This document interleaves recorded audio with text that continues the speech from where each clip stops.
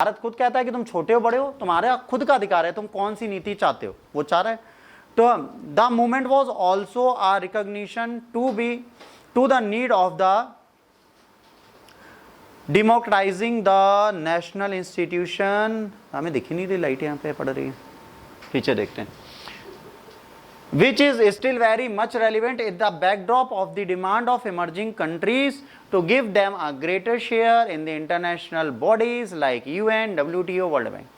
अब इन्होंने कहा कि आपको जो भी चीज़ बनानी है आप बिल्कुल बनाइए, बट उससे डेमोक्रेटिकली रखिए। डेमोक्रेटाइजिंग अगर आप नहीं करेंगे, मतलब उसे लोकतांत्रिक रूप से नहीं चलाएंगे तो कार्य नहीं चलेगा। आप कोई भी ऑर्गेनाइजेशन बनाए में कोई दिक्कत नहीं, बट उसमें सबका हक सेम हो।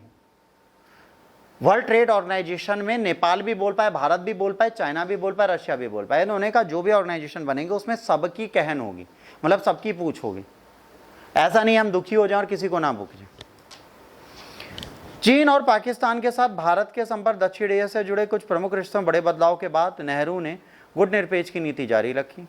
ठीक है, संयुक्त राज्य अमेरिका पाकिस्तान गठबंधन के गठन पतन के दौरान भारत और यूएसएसआर और चीन भारत के संबंधों के बीच घनिष्ठ संबंधों के विकास के दौरान भारत की घुसपैठिता नीति और विश्व शांति के समर्थन को कायम रखा। आज भी कभी हमारा रिश्ता अमेरिका के साथ अच्छा हुआ, कभी यूएसएसआर के साथ, कभी यूएसएसआर टूटा, कभी पाकिस्तान से संबंध बहुत खराब हुए, कभी चाइना से बहुत खराब हुए, बट नॉन अलाइन मूवमेंट को हम कंटिन्यू रखते चले गए।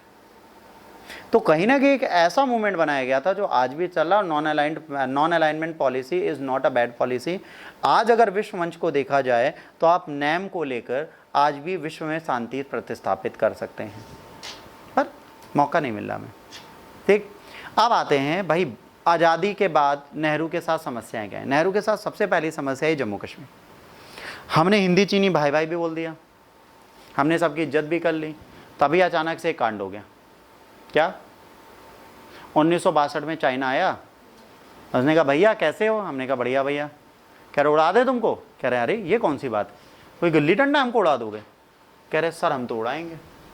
उड़ाने से पहले पीछे आए पहले, है ना। इन्होंने कहा भाई हम तो लड़ेंगे आपसे। तो कह रहे भैया ना लड़ो। कह रहे हम लड़ेंगे। तो इन्होंने क्या किया, इन्होंने सबसे पहले ये छीन लिया हमसे।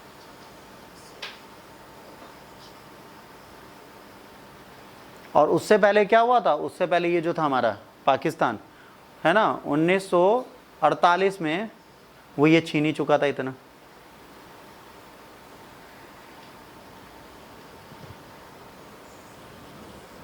वो छीन चुका था पहले। तो कहने को जम्मू कश्मीर हमारा है, बट हमसे ज़्यादा तो पाकिस्तान और चाइना के पास मिलकर है। हमसे ज़्यादा बड़ा एरिया आज भी जम्मू कश्मीर का ये दोनों नेशन मिलकर रखते हैं। और इसमें से ये वाला भूभाग जो है ये इन्होंने दे दिया पाकिस्तान ने चाइना को गिफ्ट 1963 में। हमारा ही मतलब हम इस पैसा छीन के हमारे सामने लोगों को बांट रहे हैं दानवीर बन के। तो कहीं ना कहीं नेहरू को 63 तक ये पता चल गया कि जिसके लिए मैं इतना लड़ा, जिसके साथ मैंने खाना खाया, जिसके साथ डिबेट गया, उन दोनों ने मेरे साथ बेवफाई कर दी। और नेहरू ये दर्द झेल नहीं पाए। 1962 के युद्ध के पश्चात उनको इतनी पीड़ा हुई कि 64 में सड़न हृदयाघात से उनका निधन हो गया। तो सोचिए जम्मू कश्मीर का मुद्दा कितना क्रिटिकल रहा होगा उनके समय। अच्छा, जम्मू कश्मीर बना कैसे, इसके बारे में अगर आप बात करेंगे तो इंटीग्रेशन ऑफ नेशन की जब हम बात कर रहे थे पॉलिटी में, तब हमने इसके बारे में पूरी बात की थी कि वीपी मेनन साहब कैसे गए, क्या हुआ।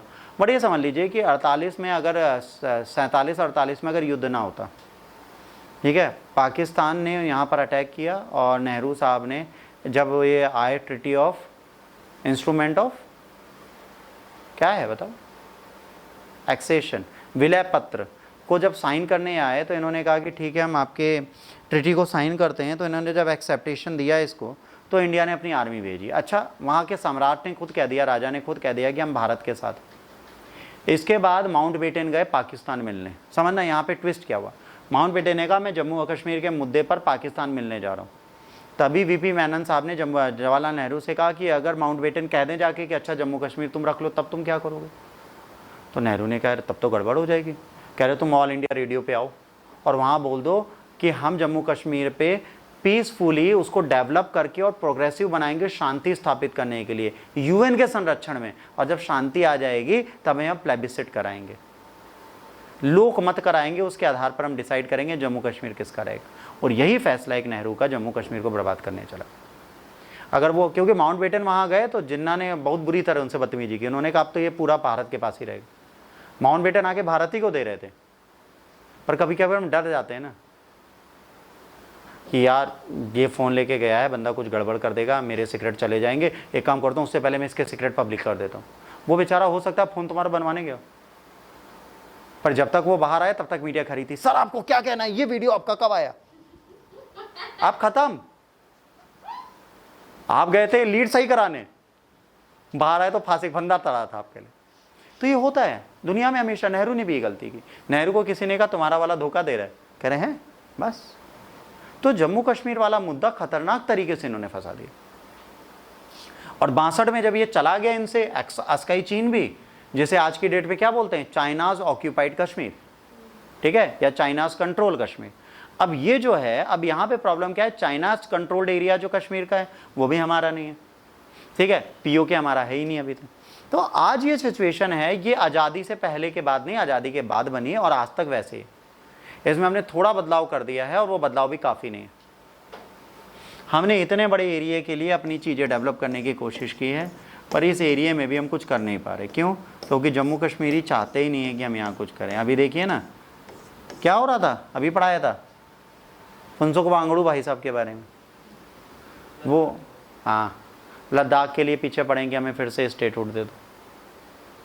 अच्छा, इंडिया स्टेटहुड नहीं दे सकती, उसका बेसिक रीज़न ये है बच्चों कि अगर वो स्टेटहुड देने जाती है तो नेशन का डेवलपमेंट करना इम्पॉसिबल हो जाएगा हमारे लिए, क्योंकि वहाँ पर अगर सेंट्रल कंट्रोल नहीं होगा तो चाइना के आसपास से हमें प्रॉब्लम हो।